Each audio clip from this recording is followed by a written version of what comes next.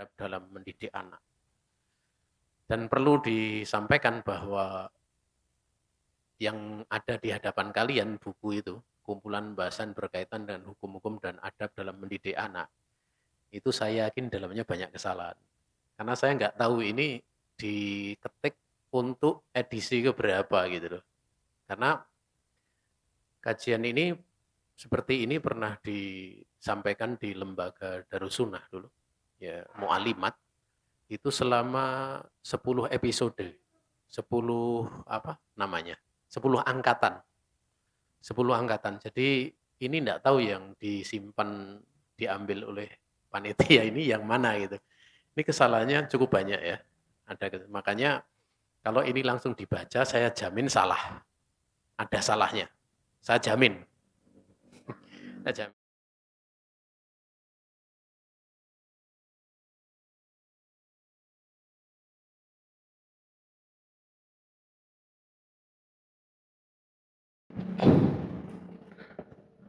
Bismillahirrahmanirrahim. Assalamualaikum warahmatullahi wabarakatuh.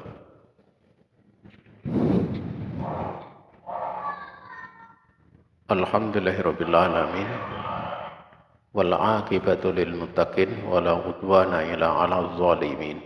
Asyhadu an la ilaha illallah wahdahu la syarikalah wa asyhadu anna Muhammadan abduhu wa rasuluh. Allahumma shalli wa sallim wa barik ala nabiyyil karim Muhammadin wa ala alihi wa sahbihi wa salama tasliman mazida. Amma ba'd.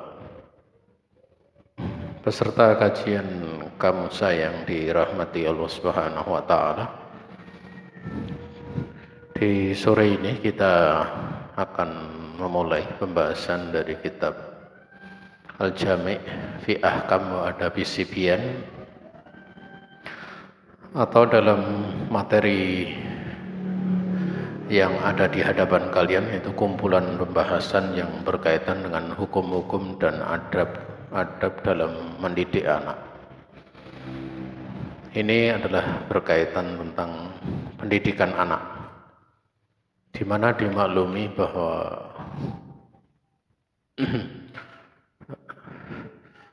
di dalam mendidik anak bagi kedua orang tua merupakan sebuah tanggung jawab.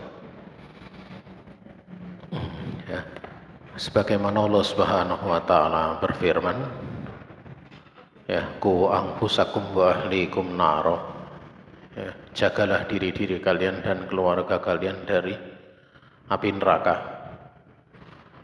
Ali bin Abi Thalib radhiyallahu ta'ala anhu tatkala menjelaskan ayat ini, beliau mengatakan alimuhum wa adibuhum, ajari mereka ilmu agama dan didik mereka adab.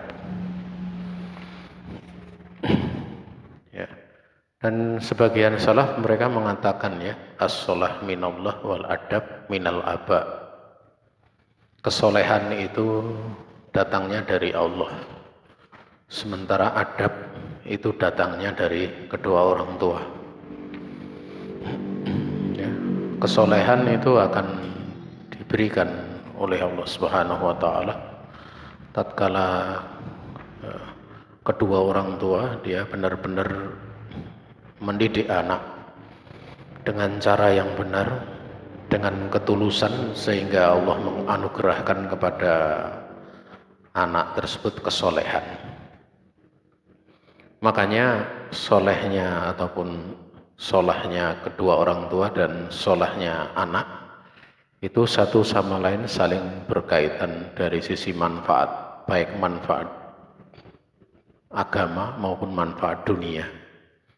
Namun dalam pembahasan adab itu lebih nampak, ya, itu merupakan hasil didikan dari kedua orang tua. Juga kalau kita lihat dari hadis Nabi alaihi salatu wassalam bahwa kullu mauludin yuladu alal fitrah, setiap yang terlahir itu dilahirkan dalam keadaan fitrah. Maka fa'abawahu yuhawwidanihi au yunassiranihi au yumajjisanihi, kedua orang tuanya lah yang akan bisa menjadikan dia Yahudi Nasrani ataupun Majusi. Nah, dari situ menunjukkan bahwa ya, orang tua itu punya peran besar di dalam mendidik anak atau menjadikan anak itu agamanya baik, adabnya baik, ya. Nah, sehingga materi kita ini yaitu hukum-hukum dan adab-adab dalam mendidik anak,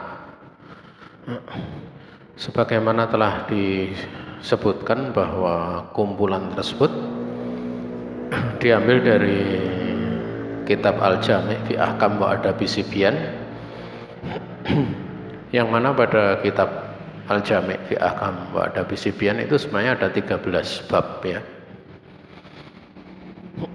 Sementara di dalam buku kalian itu karena ini ringkasan dijadikan 12 bab, dan memang kumpulan pembahasan yang berkaitan dengan hukum-hukum dan adab-adab dalam mendidik anak ini tidak murni dari kitab Al-Jami' fi Ahkam wa Adabi Sibyan, ya, tetapi juga ada dari kitab Nida'un ilal Murabbiyin wal Murabbiyat li Taujihil Banin wal Banat, karya dari Muhammad Jamil Zainu. Walaupun memang yang dipetik dari kitab Nida'un ilal Murabbiyin wal Murabbiyat itu tidaklah banyak, mungkin sekitar 10-15% saja. Dan menginjak pada buku kalian, ya, yang ada di hadapan kalian ini dari mukaddimah, ini ada kesalahan, ya, karena di situ langsung meloncat, ya, dari yang kelima itu adab menuntut ilmu bagi anak-anak, itu yang keenam langsung mengajarkan anak ketangkasan. Yang benarnya itu mengajarkan bahasa Arab pada anak, ya, ada kesalahan, ya, pada bagian ini mukaddimah. Yang benar adalah mengajarkan bahasa Arab kepada anak, baru yang ketujuh mengajarkan ketangkasan kepada anak-anak. Nomor 5 adab menuntut ilmu bagi anak-anak sudah benar. Kemudian yang keenam itu mengajarkan bahasa Arab pada anak-anak. Dan itu satu rangkaian, ya. Antara yang kelima dan keenam itu satu rangkaian. Karena bahasa Arab itu kaitannya dengan fasihnya lisan. Sementara kalau anak dididik untuk menuntut ilmu, ada adab, kemudian mendapatkan ilmu, dia punya fasihnya lisan, maka dia akan punya kekuatan hujah, punya kekuatan, punya hujah. Nah, adapun mengajarkan ketangkasan itu kaitannya dengan kekuatan, dan kita tahu kapan terkumpul dua kekuatan pada diri seseorang, yaitu kekuatan ilmu dan bayan. Kemudian yang kedua kekuatan jisim, maka agama ini akan tegak, ya, agama ini akan tegak. Kita tahu bahwa ilmu sering dikatakan sebagai sultan, ya, kekuasaan, karena ilmu itu bisa menguasai, ya. Ini tambahan, ya. Dan pada mukaddimah itu disebutkan tentang pembahasan dari bahasan ini, ya, kaitannya dengan definisi, yaitu hukum itu, ya. Hukum yang disebutkan di situ ketentuan yang telah ditentukan oleh Allah Ta'ala berupa aturan-aturan dan larangan-larangan bagi manusia yang bersumber dari kitab Al-Quran, hadis, ijma', demikian pula qiyas yang sahih. Nah, hukum yang dimaksud di sini pembahasannya adalah seputar masalah al-ahkam al-khamsah, ya, hukum yang 5, ya, atau sering dimutlakan dalam pembahasan fikih gitu loh. Memang yang ada disebutkan di dalam kitab ini juga menyangkut masalah akidah. Dan kalau akidah sumbernya kan Al-Quran dan hadis saja, ataupun Al-Quran dan sunnah, bukan ijma' dan qiyas yang benar. Tapi Pembahasan ini adalah berkaitan dengan apa yang diajarkan. Apa yang diajarkan. Artinya hukum di dalam mengajarkannya dan yang lain sebagainya. Sehingga cakupannya adalah cakupan fikih. Makanya di sini dari pembahasan hukum tadi dibawa kepada makna tersebut. Kemudian yang kedua masalah adab. Adab itu diterangkan oleh para ulama at-tinu kulluh. Itu seluruh agama, aturan agama itu adab. Makanya ibunda kita Aisyah radhiyallahu taala anha itu beliau mengatakan bahwa khuluquhu Al-Qur'an, akhlak dari Nabi itu Al-Qur'an. Padahal Al-Qur'an itu ada akidahnya, ada fikihnya, ada ya. Ya. Dan seluruh ajaran Islam di dalamnya ada. Ya. Makanya dikatakan agama Islam seluruhnya. Makanya kalau kita membahas putar masalah adab gitu, itu ada adab kepada Allah, adab kepada Rasul, adab kepada kedua orang tua, adab kepada apa? Kepada saudara ya. Ya. Sering kita mendapati adab itu berkaitan dengan muamalah makhluk. Makanya dalam kitab Al-Adabul Mufrad itu bab yang pertama itu kaitannya dengan ya, birrul walidain. Awal-awal bab itu pembahasan seputar masalah birrul walidain.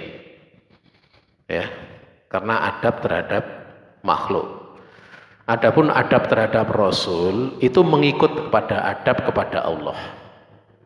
Makanya Allah tatkala menyebutkan wa'budullaha wa la tusyriku bihi syai'a, ya. Sembahlah oleh kamu sekalian Allah dan jangan kalian mensyirikkan Allah dengan sesuatu apapun. Ya. Ya. Itu di banyak ayat disebutkan seperti itu. Dan juga penyebutan tentang sembahlah oleh kamu sekalian Allah. Ya. Itu juga ada perintah apa setelahnya dikaitkan dengan wabil walidaini ihsana, dan kepada kedua orang tua hendaklah kalian benar-benar berbuat kebaikan kepadanya. Kenapa? Ini dijadikan perintah pertama setelah perintah untuk beribadah hanya kepada Allah. Ya dikarenakan ketaatan kepada Nabi itu diikutkan kepada ketaatan kepada Allah. Walaupun kita tahu di dalam kita bermuamalah kepada Nabi itu muamalah kepada makhluk, sehingga tidak disebutkan secara khusus, namun langsung wabil walidaini ihsana. Ya. Kemudian saudaraku kaum muslimin yang dirahmati Allah Subhanahu wa taala, adab ini sering orang bingung ya antara adab dengan akhlak. Ya.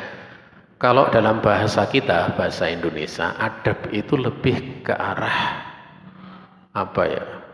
Aturan, norma aturan. Jadi aturannya. Kalau adab, kalau akhlak itu lebih ke pelaku norma. Makanya Syekh Muhammad bin Shalih Al-Utsaimin beliau mengatakan bahwa apa? Surah manusia itu ada dua. Beliau mengatakan al-khuluq itu suratul insani al-batinatu, gambaran yang tersembunyi pada diri seseorang, itu akhlak. Kalau kholqu, penciptaan, itu suratul insani ya ad-dohirah, ad-dohiratu, gambaran yang dohir dari seseorang. Ya, gambaran yang dohir pada diri seseorang. Ya, jadi itu akhlak. Makanya kalau akhlak itu lebih ke pribadi orangnya. Ya, makanya Nabi tatkala mengatakan kepada Asad Abdul Qais, inna fika ya khoslataini yuhibbuhumullahu wa rasuluhu al-anat wal hilm. Rasul alaihi salatu wasallam bersabda kepada Asad Abdul Qais, Sungguhnya pada dirimu itu ada dua akhlak yang Allah dan Rasulnya cinta, yaitu anat, pelan-pelan, ta'ani, hilm, hilm, lembut, ya, itu akhlak. Nabi sebutkan akhlak, bukan adab, bukan adab, ya, karena akhlak itu dari pribadi pelaku adab, ya. Makanya akhlak sendiri dikatakan adalah gambaran yang tersembunyi pada diri seseorang, yang itu akan memunculkan berbagai macam perbuatan tanpa dipikir dan tanpa dipertimbangkan, otomatis. Itulah akhlak. Kalau masih dipikirkan, ya, dipikirkan itu baru berlatih. Makanya akhlak itu bisa diusahakan dengan dua macam. Akhlak itu ada dua macam. Akhlak yang pertama itu yang sifatnya diusahakan, takhalluk, dan akhlak yang sifatnya tabi'i, tabiat.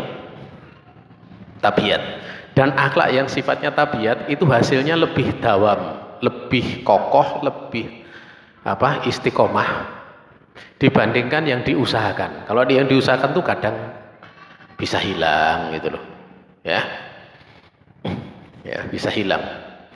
Dan ada akhlak yang harus diusahakan, yaitu sabar. Sabar itu bukan pembawaan, ya, dia mesti diusahakan, ya, karena sabar itu sabar dalam taat, saat dari menjauhi maksiat, sabar terhadap takdir Allah. Sabar itu mesti diusahakan, tidak bisa tabiat.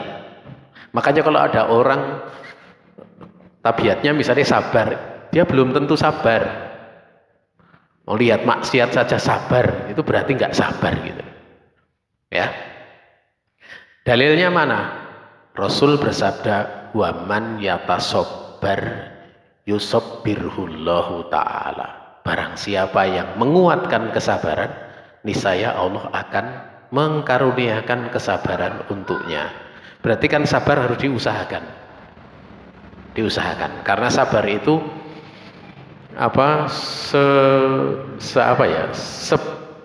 namanya berbanding lurus dengan ilmu. Kalau ilmunya makin banyak, makin sabar. Tapi kalau ilmunya itu kurang, mesti kurang sabar. Makanya Nabi Musa tatkala menemani Nabi Khidir alaihi wassalam, Nabi Khidir tatkala melakukan berbagai macam tindakan, Nabi Musa nggak bisa sabar. Kenapa? Karena Nabi Musa kurang ilmu dalam hal tersebut. Makanya beliau mengatakan, wa kaifa tasbiru ala malam tuhit bihi khubara. Bagaimana kamu bisa sabar pada perkara yang kamu belum punya pengetahuan yang cukup tentangnya.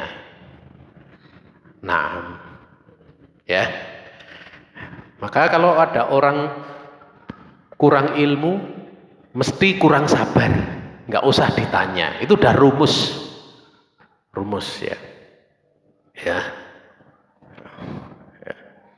Saudaraku kaum muslimin yang dirahmati Allah Subhanahu wa taala, wabil khusus peserta kajian Kamusa yang dirahmati Allah Subhanahu wa taala. Jadi balik lagi, ya, akhlak, ya. Lah kalau adab itu lebih ke norma, aturan, ya, agama. Dan adab itu agama Islam seluruhnya, yaitu aturan-aturannya, yaitu kumpulan perkara yang mana seorang hamba bisa terjaga dari kesalahan dengannya, maksudnya dengan ilmu adab tadi gitu loh, ya. Oleh karena itu, ya, adab dan akhlak itu tidak bisa dipisah.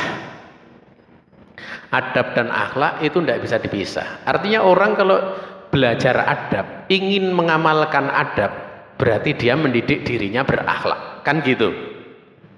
Mendidik dirinya berakhlak, ya. Dan ingat, ya, bahwa adab itu ranahnya luas. Adab itu ranahnya luas. Akidah itu masuk adab juga, adab kepada Allah. Ya, termasuk pula adab kepada Rasulullah, termasuk pula adab kepada ya, makhluk yang lainnya, seperti kepada orang tua, keluarga dan yang lain sebagainya. Itu adab. Ya.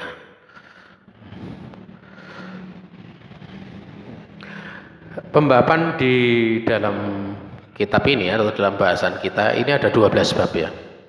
Dan bab itu dibikin dari awal sampai akhir itu dengan urutan-urutan.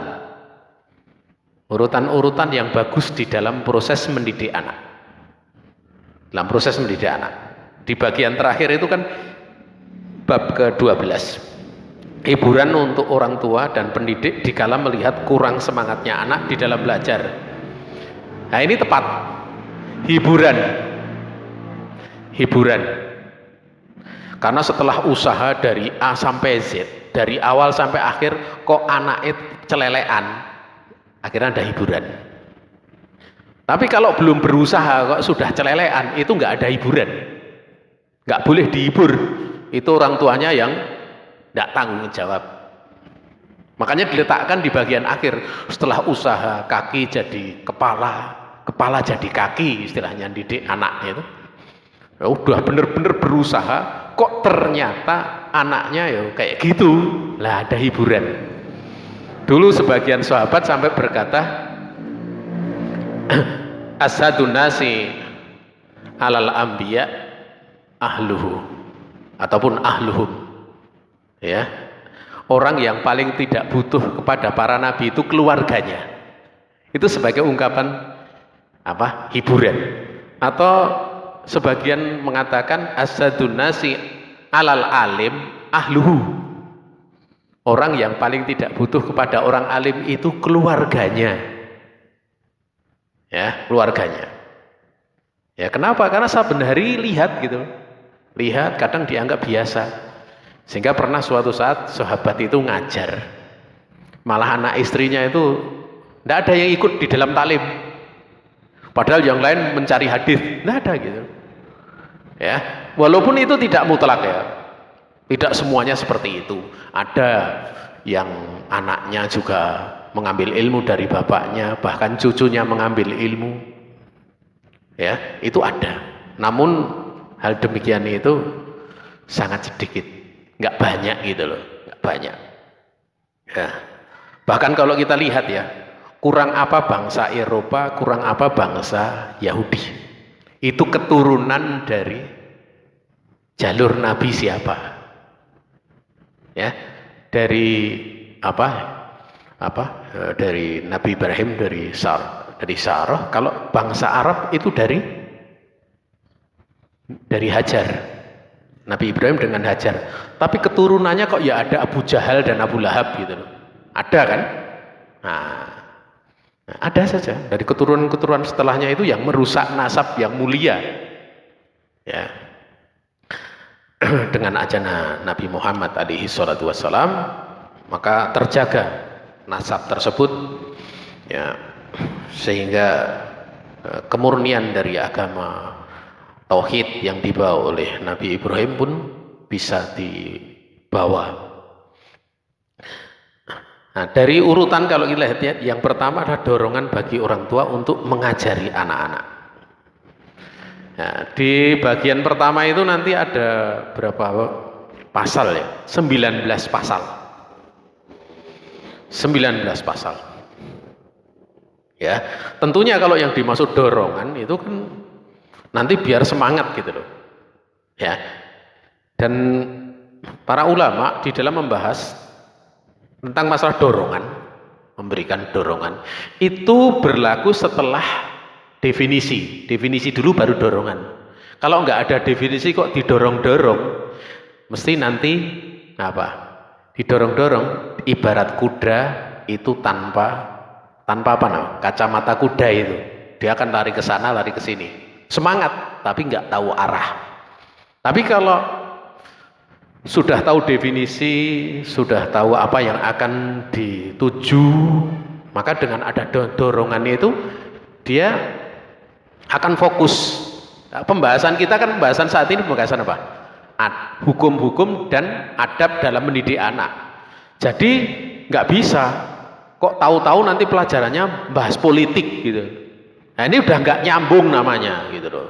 Lagian saya juga bukan lulusan fakultas politik gitu loh. Ada sebuah ungkapan ya di kalangan para ulama, man takallama bi ghairi fannihi atabil ajaib.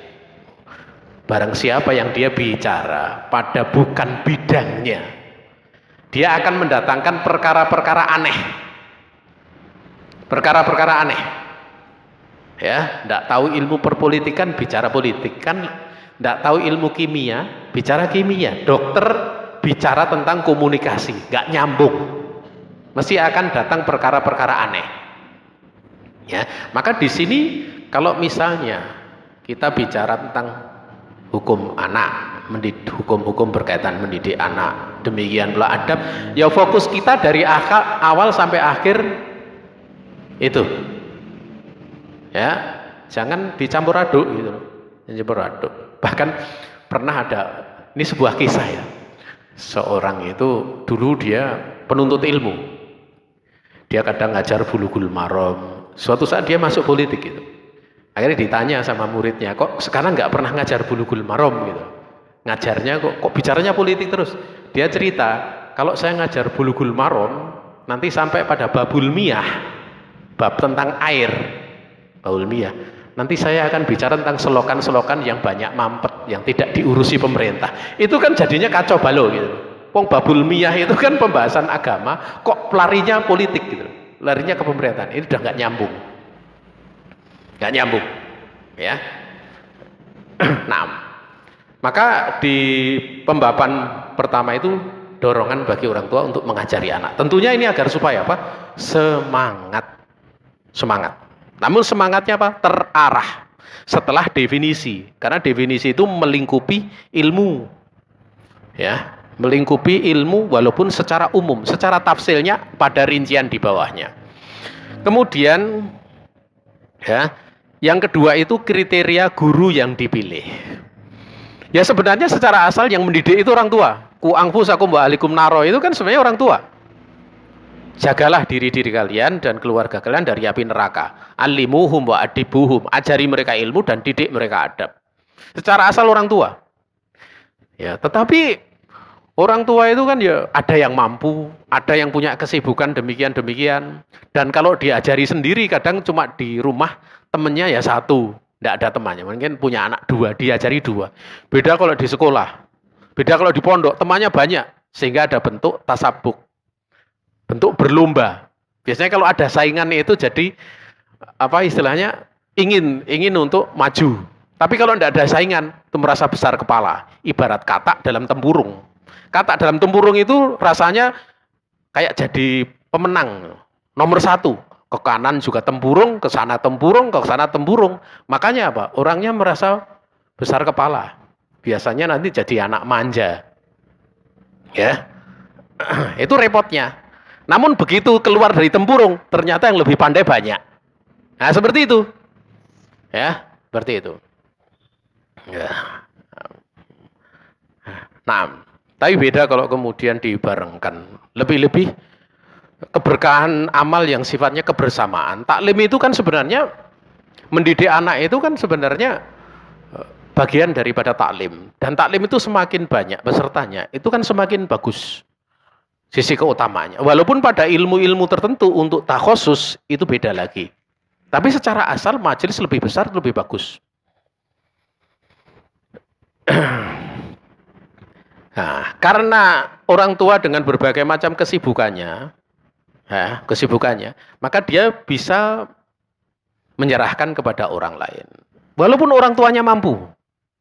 Makanya Umar bin Abdul Aziz gitu loh. Itu kalau beliau apa istilahnya mau mendidik putranya, itu beliau lihat orang sekitarnya itu mana yang dipercaya. Biasanya maula beliau. Itu dipilih yang paling khusus, yang punya kemampuan, disuruh mendidik anaknya. Mendidik anaknya. Dan tentunya kalau orang alim itu nanti kalau bekalnya, muadibnya, pendidik anak-anak itu kurang, dia akan ngajari. Ini bedanya kalau orang alim ya. Ya bedanya kalau orang alim seperti itu. Kalau kita memang kadang diserahkan kita tidak tahu gitu loh. Ya. Tapi kalau orang alim seperti itu. Sehingga Imam Syafi'i gitu. Imam Syafi'i itu kadang diundang oleh Harun ar-Rasyid ke kerajaan. Itu untuk menyampaikan beberapa nasihat kepada para pendidik adab, para pendidik ilmu dan adab bagi anak-anak Harun ar-Rasyid. Diundang. Ya. Karena pengajar anak itu kan ilmunya juga terbatas. Keterbatasan ilmu. Tetapi ingat ya, walaupun keterbatasan ilmu, mendidik anak dari mau mengajar kecil, mengajar yang lebih besar, dewasa, sampai umur tua sekalipun, yang namanya mengajar itu mulia. Ya, namanya mengajar mulia. Bahkan ngajari orang mati aja mulia. Orang mau mati itu mulia, yaitu dengan ditalkin. Apakah itu bukan kemudian termasuk bentuk mengajar? Mengingatkan agar supaya mengucapkan kalimat la ilaha illallah. Ya. Ya. Nah, ini kriteria guru yang dipilih. Kriteria yang guru pilih nanti akan dirinci. Seperti apa guru yang dipilih ya. Ya. Jangan sembarangan nyerahkan. Kalau sekarang ya dengan lembaga gitu loh. Ya, lembaganya mana yang memang dikenal punya punya kemampuan mendidik anak. Ya, kalau kita lihat ya bahwa kemampuan itu kan berasal dari apa? Karunia Allah tatkala dia sudah menempuh jalan ya, untuk mencapai kemampuan tersebut. Ya, sehingga seorang itu manakala dia pernah mempelajari dan berilmu, tatkala dia mengajarkan itu, dia akan punya kemampuan. Tapi kalau belum pernah, ya bagaimana bisa menerapkan? Karena apa? Fakitu sai' lam yu'ti. Orang yang tidak punya sesuatu, kehilangan sesuatu nggak bisa memberi. Ya, ini sedikit saya kasih contoh ya. Saya sendiri waktu belajar itu belum pernah belajar tentang tahfidz ya. Ya saya bergaul dengan orang-orang hafidz Quran ya, yang mereka buta ya. Itu dulu ya hanya sampai di situ saja bergaul, kemudian tapi sampai praktek menghafal bagaimana caranya itu belum pernah belajar. Bukan membaca buku beda, tapi belajar kepada seorang guru. Ya, suatu saat diminta untuk ngajar di pondok pesantren. Ya nggak mampu untuk menjadikan murid itu hafal Quran, itu nggak mampu karena belum punya ilmu. Ya akhirnya kemudian saya menyampaikan kepada pihak pondok, ya saya hanya ngajar kitabah saja karena dulu belajarnya kitabah. Kalau toh bacaan hanya tahsin saja. Ya, tahsin kemudian hafalan beberapa saja, tapi 30 juz belum bisa. Tapi kalau yang ahli itu yang pernah kami lihat ya, dia ada orang setor 3, yang satu setor juz 27, satu setor juz 2, satu setor juz 4 sekaligus. Dia bisa. Nah ini yang saya waktu itu sampai heran kok bisa gitu. Saya pernah bertemu dengan seorang ustadz ya. Saya bertamu, tapi dia kan hafidz Quran, murid-muridnya banyak yang hafidz. Nah dia sedang menerima setoran. Sambil menerima setoran itu menerima tamu. Saya nggak tahu kalau 2 orang di dekatnya itu sedang setoran. Lah ngobrol sama saya kok kemudian tahu-tahu baca Quran. Begini, tahu-tahu membaca Quran. Loh saya bingung. Apa saya diingatkan Al-Quran atau gimana gitu loh. Ternyata enggak. Jadi 2 orang yang jaraknya sekitar 1,5 meter baca itu sedang dikoreksi oleh ustadznya sambil ustadznya ngomong dengan saya. Ya. Itu karena dia memang dia belajar belajar menghafal Al-Quran tersebut. Dia dengan bimbingan guru. Ya. Nah, sehingga sampai hasilnya seperti itu gitu. Dan masih banyak contoh-contoh yang lain. Ya. Nah, maka kriteria guru yang dipilih itu ya dia punya kemampuan. Selain yang pertama akidah, dia punya kemampuan, ya, punya kemampuan. Jangan belum pernah belajar akidah ngajar akidah, ya lucu gitu loh. Ya. Nah, kalau dia pernah belajar akidah, ngajar akidah. Belajar bahasa Arab. Ngajar. Repotnya itu sebagian dari teman-teman kita itu kalau ada ustadz itu kemudian seolah-olah dia adalah sekul Islam. Kalau ada ustadz itu seolah-olah sekul Islam. Tat besok membahas siasah syariah. Tat besok membahas akidah Tohawiyah. Tat besok membahas Sahih Bukhari. Sahih Bukhari. Tat besok ngajar Bulughul Maram. Allahul Musta'an. Ini kadang ustadznya digitukan ya mau gitu loh, kadang hiranya gitu loh. Nah ini nanti jadi repotnya. Keluar dari hadis Nabi rahimahullahu ta'ala, man alima qadra nafsihi. Mudah-mudahan Allah merahmati orang yang tahu kadar dirinya. Kadang seperti itu. Ya, dan pernah kami alami, ada seorang, Tat, antum ngajar ini. Saya selama belajar belum selesai pelajaran ini. Pernah belajar tapi belum sampai puncak, belum sampai silsilahnya selesai.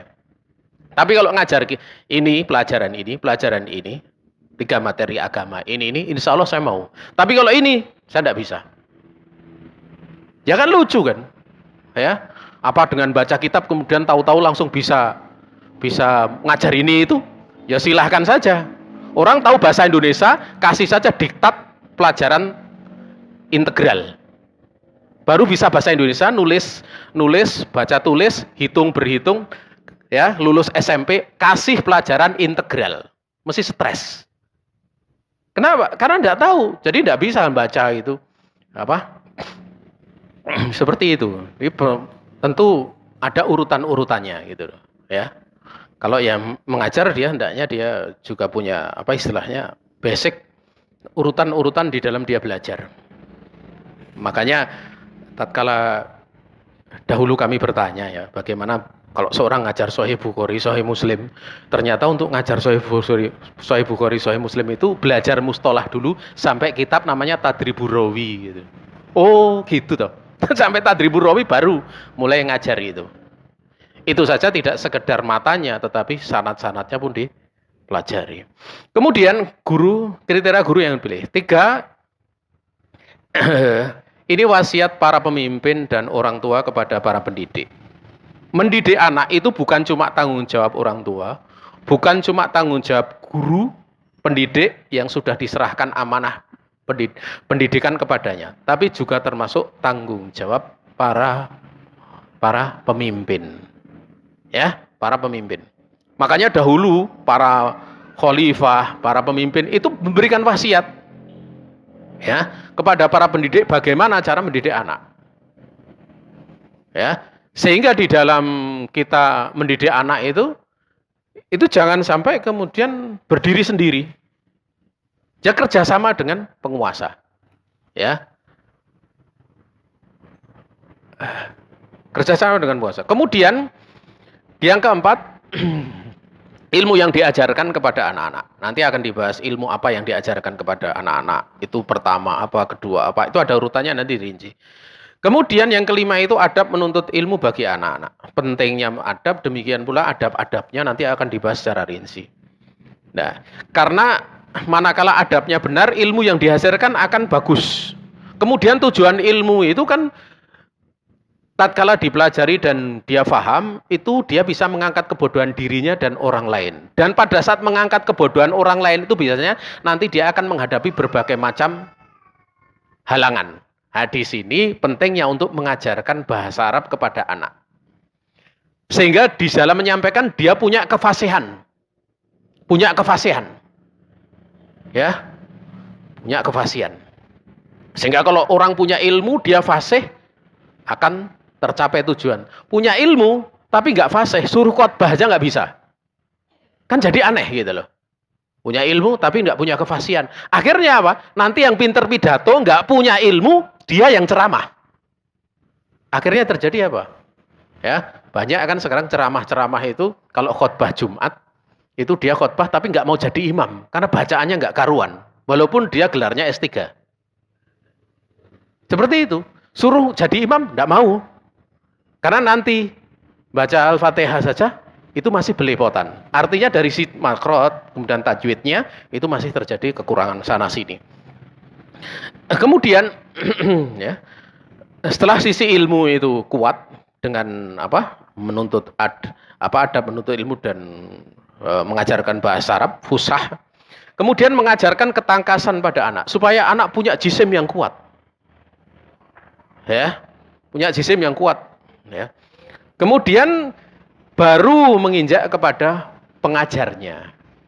Artinya dari sisi anaknya juga ada yang diajar itu arahnya jelas. Kemudian yang kedua dari sisi pengajarnya ada para pengajar. Nah, tatkala para pengajar itu dia sudah punya adab yang bagus, biasanya kan di dalam pendidikan ada kekurangan, ada pelanggaran-pelanggaran. Nah, di sini ada hukuman. Makanya ada pukulan mendidik dalam Islam. Walaupun sebenarnya nanti hukuman tidak cuma itu saja. Ada yang bermanfaat. Namun yang jelas secara kedudukan memberikan hadiah lebih didahulukan dibandingkan menghukum. Makanya nanti di sini kalau ada kuis kalian dapat hadiah, walhamdulillah.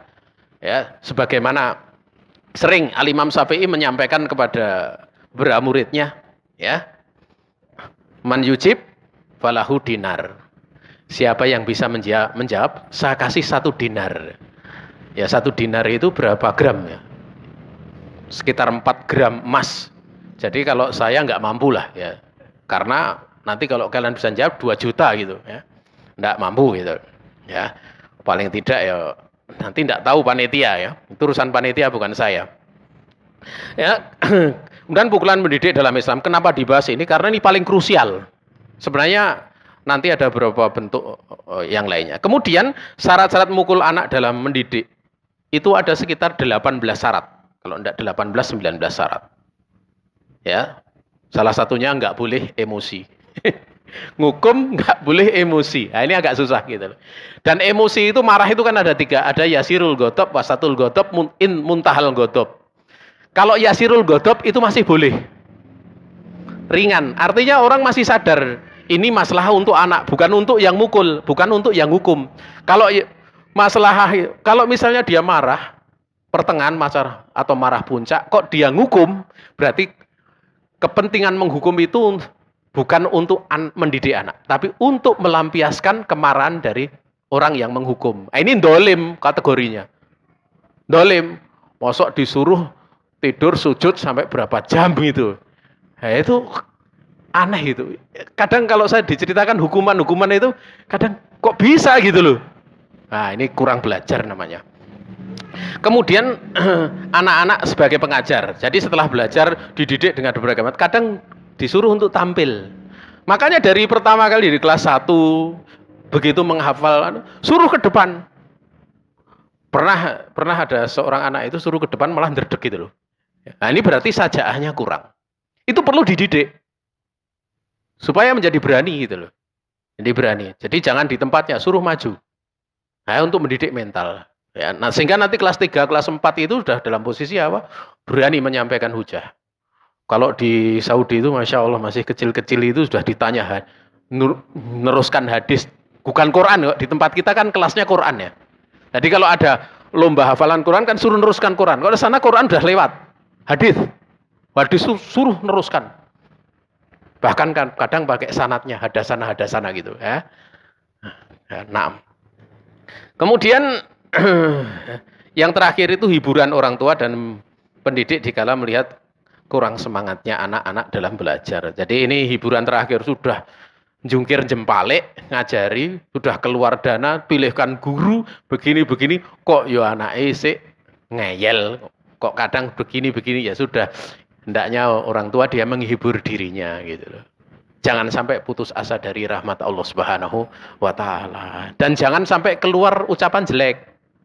Nah, keluar ucapan jelek repot nanti urusannya. Ini saja yang bisa disampaikan sebagai mukadimah. Besok kita langsung membahas bab pertama. Ada soal? Kami persilahkan. Baik, mungkin dibatasi dulu. Pertanyaan pertama dari peserta offline. Setelah itu kalau ada yang kedua mungkin dari peserta online. Monggo peserta offline jika ada yang ditanyakan ya ada.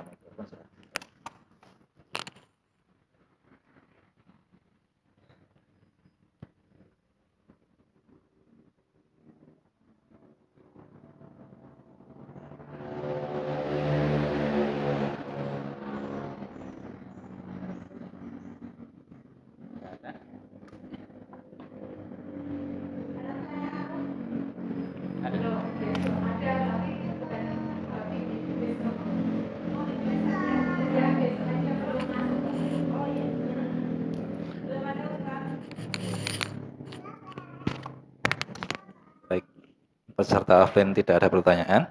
Untuk peserta offline kami persilahkan, online Afan. Peserta online kami persilahkan jika ada yang mau ditanyakan. Bisa open mic.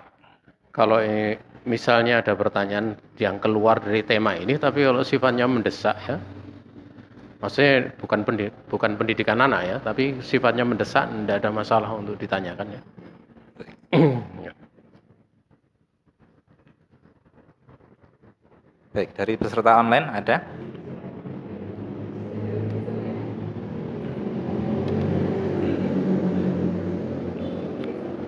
Baik, ini ada pertanyaan dari WA Ustadz. Agak panjang. Bismillah, assalamualaikum ya Ustadz. Afwan Ustadz, saya ingin bertanya. Saya memiliki seorang teman yang sudah dikaruniai satu anak. Anaknya sudah 1 minggu ini MPASI. Apa? 1 minggu apa? MPASI. Oh ya, MPASI itu apa? Sudah selesai. Oh ya. ASI, 6 bulan. Sebelum MPASI, teman saya ini sudah belajar tentang MPASI. Teman saya ingin memberikan yang terbaik bagi anaknya dalam MPASI, jadi semuanya sudah dipersiapkan jauh hari sebelum MPASI, seperti menu makanannya apa saja, alat-alat makanannya apa saja yang sudah direkomendasikan oleh dokter anak. Karena teman saya ini trauma di awal-awal pasca melahirkan, karena kurangnya pengetahuan tentang dalam memberi ASI. Akhirnya anaknya menjadi dehidrasi. Lalu suami teman saya ini berkomentar kepada teman saya, kurang lebih seperti ini. Khawatir ini bisa bikin kita terlena. Ngerasa cukup cuma dengan ngasih nutrisi yang baik, padahal anak kita bukan kambing yang cuma cukup digemukkan badannya. Ada yang lebih penting yaitu kesehatan rohaninya. Kesehatan Itu kata suaminya. Lalu teman saya ini juga pernah dinasihatin oleh temannya sendiri, seperti ini nasihatnya. Kita itu harus konsisten dalam menerapkan adab pada anak sejak dari kecil. Saya melarang anak saya manjat ini dan itu. Padahal pada para praktisi menyarankan agar anak dibiarkan saja memanjat asal dalam pengawasan, karena anak dalam masa tumbuh kembang. Jadi teman saya ingin bertanya, apakah saya salah apabila berusaha memberikan yang terbaik dalam MPASI anak saya? Dan apakah orang tua yang membiarkan anaknya memanjat kursi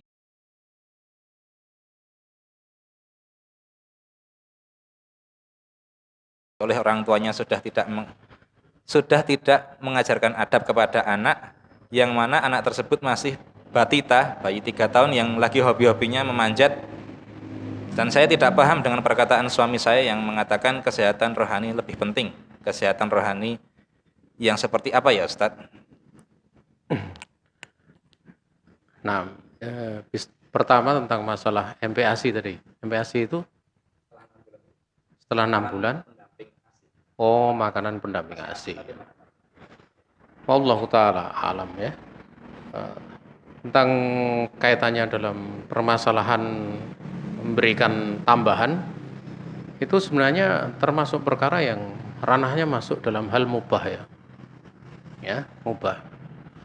Dan kita tahu bahwa Islam itu memberikan kaidah ya, kaitannya dengan maslahah, demikian pula mafsadat, kaitannya dengan doror ya, sehingga Nabi bersabda la doror wala diror ya. Islam itu dia tidak membahayakan dengan tidak sengaja, demikian pula tidak membahayakan dengan sengaja ya. Sehingga kalau misalnya dalam perkara tersebut menurut perhitungan dari misalnya praktisi kesehatan, kan karakter anak juga macam-macam kan. Karakter anak itu macam-macam. Ya. Kemudian dengan pertimbangan tertentu bisa membahayakan. Maka yang demikian dalam perkara sifatnya kasuistis itu tidaklah bertentangan. Ya. Hal seperti itu untuk kemudian ditempuh tidak ada masalah gitu. Tidak ada masalah. Karena ini juga tidak bertentangan dengan syar'i. Nah, memberikan hak kan apa istilahnya memberikan nasi itu kan selama 2 tahun. Dan itu juga ditinjau dari sisi ibunya itu. Kalau ibunya sakit-sakitan, kan ada tinjauan hukum lain gitu. Maka dalam perkara ini sifatnya muwasa, sifatnya luas. Ya, sifatnya luas. Kita mesti memahami bahwa sebab itu ada 2 macam ya, sebab yang sifatnya syar'i dan sebab yang sifatnya kauni qadari. Dan pada ranah-ranah tertentu, hal yang berkaitan dengan maslahah dunia masalah dunia. Itu kadang disebutkan penyebutannya secara khusus dalam din, walaupun secara asal dia masalah dunia. Seperti makan pakai tangan kanan, itu masalah dunia. Karena kaitannya dengan makan. Ya. Namun dijadikan sebagai sebuah aturan kapan makan pakai tangan kiri dia hukumnya haram. Secara asal itu adalah masalah berkaitan urusan dunia sebagaimana disebutkan oleh Syekh Muhammad bin Shalih Al-Utsaimin ya di dalam kitab Fathul Jalali wal Ikram. Sehingga dalam perkara tersebut itu luas dan jangan dibenturkan hal-hal seperti itu dengan misalnya hal-hal yang seperti pada pertanyaan gitu. Ya, seperti hal yang pertanyaan. Pada perkara yang hukumnya mubah selagi seorang dia tidak berlebih-lebihan. Dan sebenarnya memang mencukupkan diri pada perkara yang sifatnya rohani itu jauh lebih penting.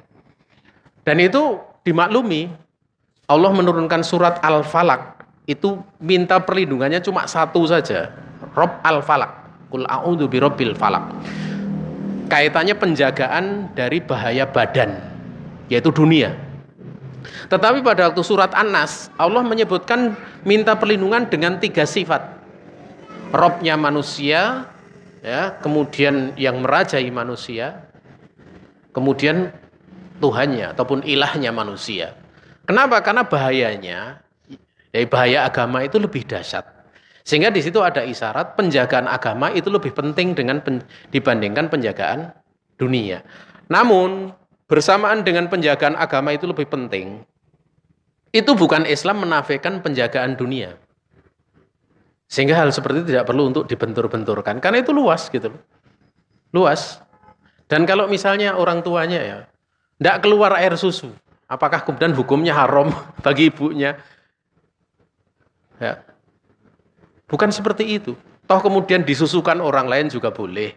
Kalau tidak ada yang menyusukan karena bukan kebiasaan di masyarakat kita, dibelikan susu apa? Susu formula, itu juga tidak ada masalah seperti itu. Ini adalah hal yang sifatnya mubah gitu loh. Yang paling penting dalam perkara tersebut ya, selagi memang nampak hal-hal yang tadi dengan pertimbangan-pertimbangan yang dimaklumi, tentunya seperti itu konsultasi. Kalau seorang dia konsultasi dengan petugas kesehatan atau medis atau mungkin yang ahli makanan itu namanya apa? Fisioterapi ya, atau ahli gizi dan itu tidak ada masalah. Hal seperti itu tidak ada masalah. Namun tentunya hal-hal seperti itu, hal-hal yang seperti itu jangan sampai kemudian menafikan sebab-sebab yang kaitannya syar'i gitu loh. Seorang misalnya tidak punya apa-apa ya, di rumah susu tidak ada, mungkin ibunya juga makanannya cuma sego karo telo gitu loh, atau tempe gitu loh, padahal punya anak gitu loh. Ya sudah, dia hibur dirinya sendiri.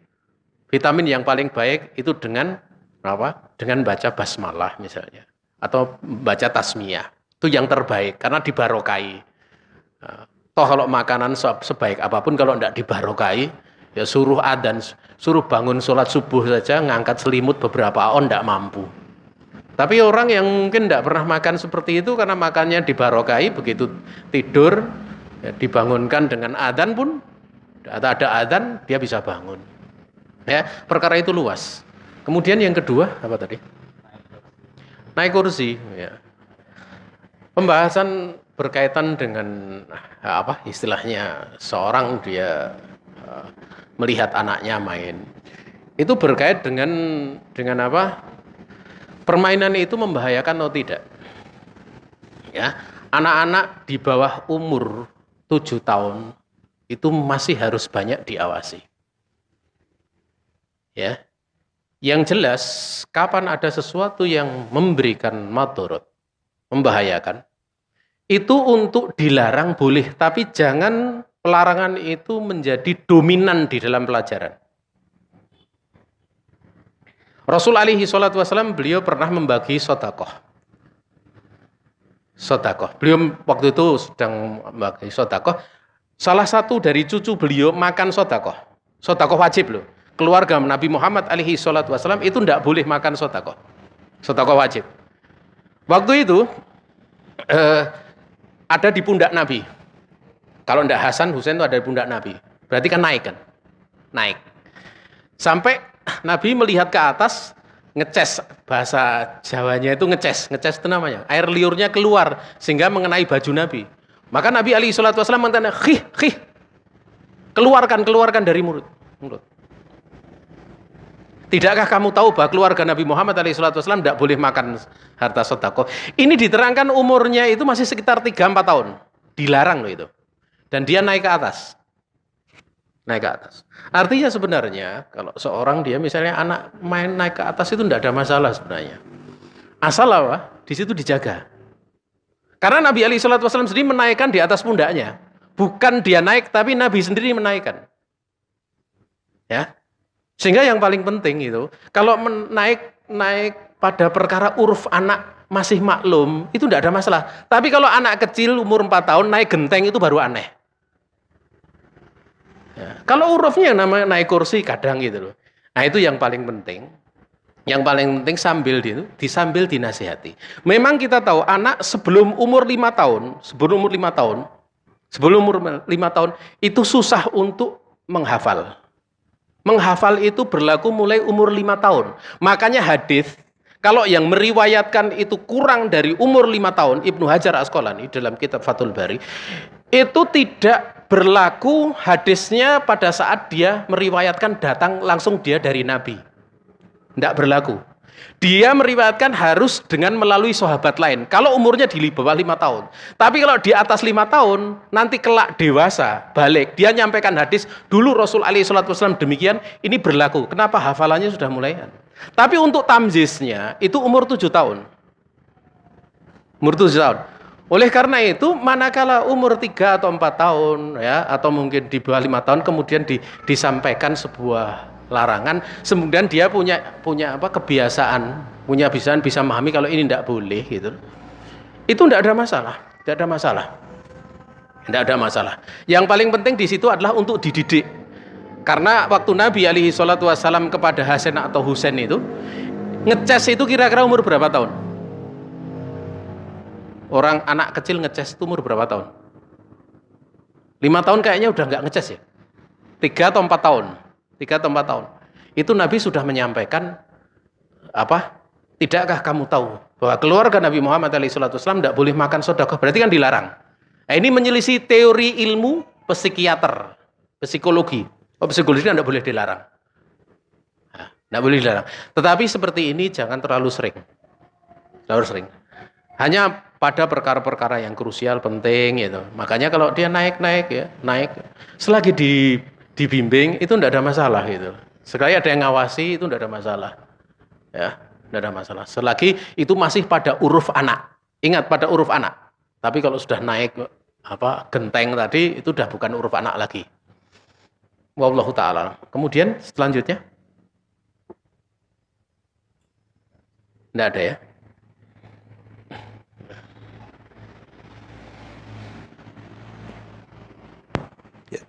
Baik, dikarenakan waktu sudah menunjukkan 17.06, maka kami ucapkan jazakumullahu khairan kepada Ustadzuna Abu Enggar atas ilmu yang telah beliau berikan. Demikian pula kami ucapkan jazakumullahu khairan kepada para ummahat dan para akhwat, baik yang online maupun yang offline yang telah menyimak kajian ini dimanapun berada.